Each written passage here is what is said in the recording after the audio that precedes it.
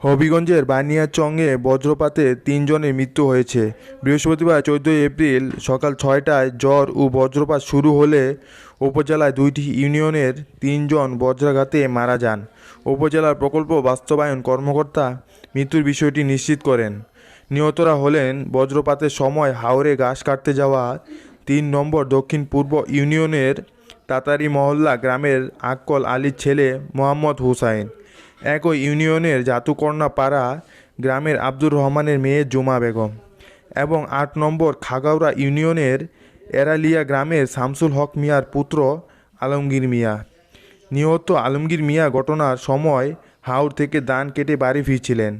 উল্লেখ্য যে বানিয়াচং উপজেলা প্রতি বছরই বিশেষ করে এপ্রিল থেকে সেপ্টেম্বর মাস পর্যন্ত হাওরে কৃষিকাজ ও মাছ ধরার সময় অনেক লোক মারা যান।